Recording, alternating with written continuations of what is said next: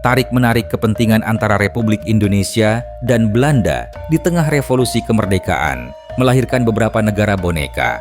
Dengan kekuatannya, Belanda melakukan beragam cara untuk menggembosi kekuatan Republik Indonesia yang baru lahir. Belanda memanfaatkan primordialisme etnis dalam mendirikan suatu negara federal. Akan tetapi, pembentukan negara dalam negara atas dasar etnisitas nyatanya tidaklah semudah yang dibayangkan. Pada tanggal 18 November 1946, seorang bangsawan Sunda, Surya Kartalegawa, mendirikan Partai Rakyat Pasundan. Pada April 1947, ia mengklaim partainya sudah beranggotakan lebih dari 250.000 orang yang tersebar di seluruh Jawa Barat. Surya Kartalegawa adalah mantan Bupati Garut yang menjabat antara 1929 sampai dengan 1944. Karena pengabdiannya yang setia kepada pemerintah Belanda, ia pernah dijanjikan menjadi Bupati 7 turunan. Surya Kartalegawa atau kita sebut saja Mang Karta tidak senang Indonesia merdeka. Ia ingin kembali ke zaman feodal, masa ketika kaum Menak masih dihormati dan punya kedudukan istimewa serta dilayani oleh rakyat. Di wilayah pendudukan Belanda, Mang Karta terus berkampanye untuk satu tujuan, yaitu mendirikan negara Pasundan. Bahkan, ia telah menyiapkan bendera sendiri dengan warna hijau putih sebagai lambang harapan dan kesucian. Pada masa itu, banyak kalangan yang dilanda kebimbangan apakah terus mendukung Republik atau kembali mendukung Belanda untuk berkuasa. Republik masih belum cukup kuat, sementara posisi Belanda di Indonesia terus menguat. Maka, segala cara dilakukan Belanda untuk melemahkan Republik, salah satunya mendekati Mang Karta. Belanda bersedia memberikan segala hal yang dibutuhkan demi berdirinya negara boneka, mulai dari transportasi, menyebarkan undangan dengan pesawat terbang, meminjamkan uang, dan kalau perlu, senjata. Demikianlah, pada 4 Mei 1947, bertempat di alun-alun Bandung, Surya Kartalegawa memproklamasikan berdirinya negara Pasundan di hadapan 4.000 orang yang hadir dalam peristiwa tersebut. Dalam pidatonya, ia mengangkat dirinya sebagai presiden dengan Mr. Kustomo sebagai Perdana Menterinya. Di acara itu hadir pula Letnan Gubernur Jenderal Hindia Belanda, Hubertus Johannes van Mook, yang sangat berambisi memecah Republik Indonesia menjadi beberapa negara bagian. Akan tetapi, pembentukan negara Pasundan tersebut ternyata tidak mendapat dukungan dari sejumlah pihak, termasuk oleh keluarganya sendiri. Mang Karta justru dikecam oleh masyarakat dan tokoh-tokoh Sunda seperti R.A.A. Wiranata Kusuma, Muhammad Enok, Kesultanan Cirebon, dan para pamong praja di Cianjur.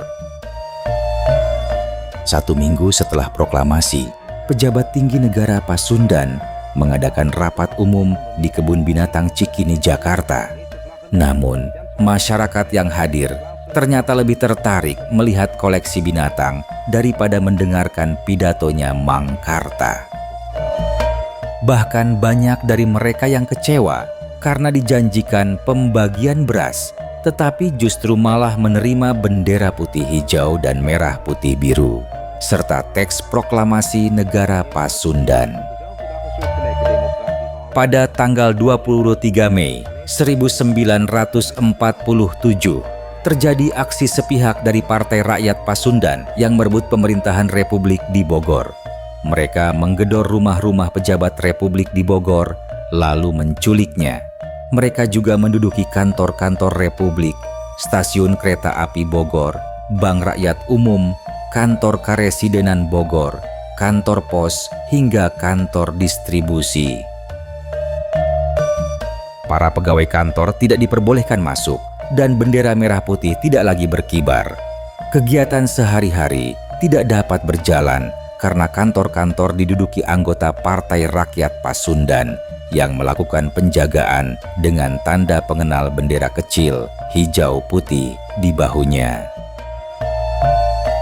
Aksi tersebut ternyata didukung oleh Kolonel Thompson, komandan tentara pendudukan yang melindungi beberapa bangunan yang sudah dikuasai Partai Rakyat Pasundan.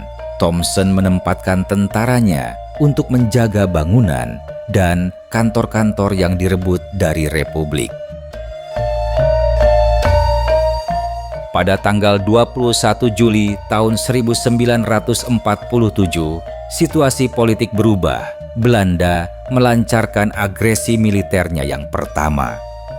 Eskalasi politik dan perang yang semakin memanas dan meluas membuat negara Pasundan bentukan Mangkarta ini tidak berkembang lebih jauh, sampai kemudian perlahan menghilang. Menghilang karena diabaikan oleh rakyat Sunda itu sendiri.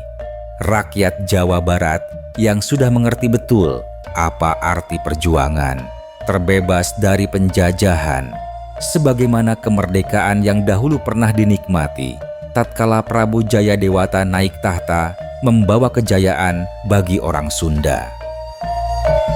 Akan tetapi, Belanda tetap dengan ambisinya untuk mendirikan negara di Jawa Barat.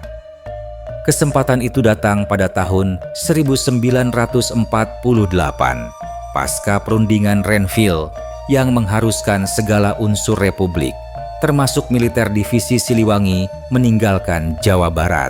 Saat itulah mereka kembali mendirikan negara Pasundan Jilid II. Namun pada kali ini, wali negara Pasundan diserahkan kepada Wiranata Kusuma V yang sebelumnya menolak negara Pasundan versi Kartalegawa. Wiranata Kusuma dilantik di hari berdirinya negara Pasundan pada 24 April 1948. Pencalonan Wiranata Kusuma sebenarnya tidak pernah diperhitungkan oleh Belanda yang menginginkan Hilman Jayadiningrat menjadi pejabat Rekomba atau pemerintahan darurat di Jawa Barat. Terlebih lagi, Wiranata Kusuma adalah seorang pro-republik yang jelas-jelas mendukung kemerdekaan Republik Indonesia. Setelah terjadinya agresi militer Belanda kedua pada Desember 1948, disusul dengan terjadinya peristiwa APRA atau Angkatan Perang Ratu Adil, pimpinan Westerling pada Januari 1950, posisi negara Pasundan mulai melemah. Pada tanggal 30 Januari tahun 1950, Wiranata Kusuma V mengundurkan diri sebagai wali negara Pasundan.